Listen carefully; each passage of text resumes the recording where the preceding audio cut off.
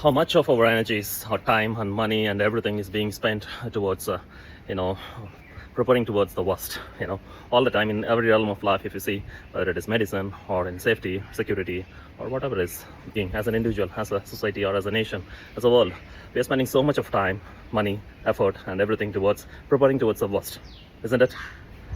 Can you imagine what I'm getting to? See, all this investments, so much money, where is the maximum expenditure of the world expenditure goes is into arms and armaments. That is what is preparing towards the worst, is it?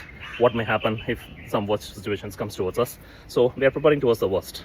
And so on in every realm of life, if you see, whether it is with the medicine, so much of investments in the pharmaceuticals, hospitals, and continuously expanding our infrastructure towards making new medicines and hospitals and facilities. What we are trying to do is preparing towards the worst, isn't it?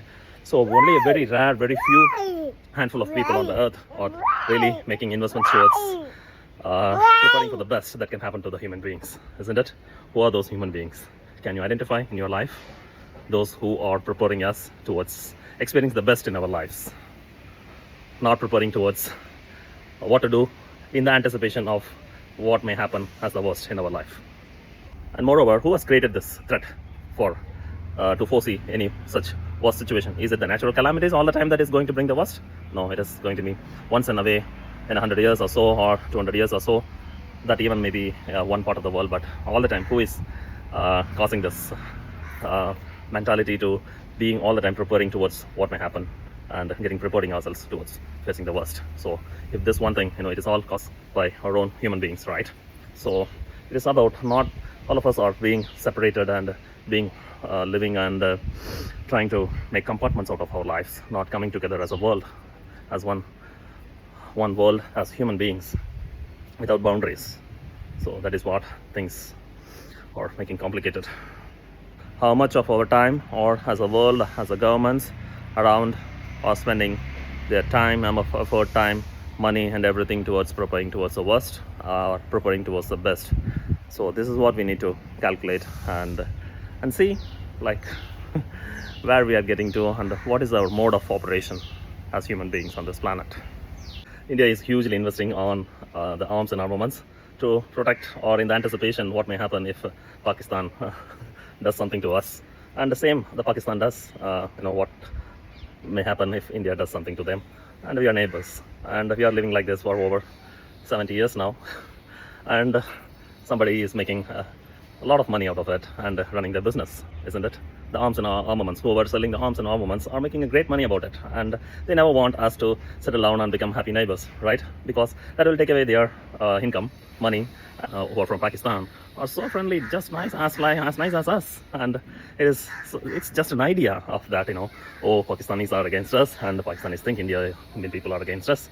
No, the people of India or the people of Pakistan are not against each other at all. It is it is a kind of political situation that has been created, and for some reason it is being maintained.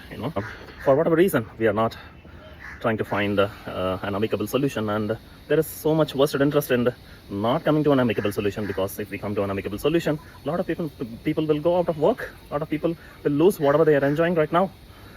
But so many people of India and Pakistan has to suffer just because of this. All the taxes, major part of the taxes collected from the people, it goes into spending out and burning out and on this arms and armaments, in the anticipation what may happen, what if they do. So when are we going to settle this down? So France and Germany bombed each other in Second World War, and they realized it very fast, and this is not going to bring any kind of good to them, and they have come together, and in fact the entire European Union has come together and understood this, and they now, you see, they are the most developed countries in the world, right? They're enjoying the benefits of it, and we are still investing and manipulating the threat, manipulating all that. We are not trying to come together. Same is the situation with China, and the same is the situation with Bangladesh or the Sri Lanka. So if all of the neighbors around us are not friends to us, or all the time we have to keep a watch for them, so how are we living here? Is it not suffocating for us? How are we going to live? Imagine your own house surrounded by people like them. So same is the case for our country. So we are suffocating.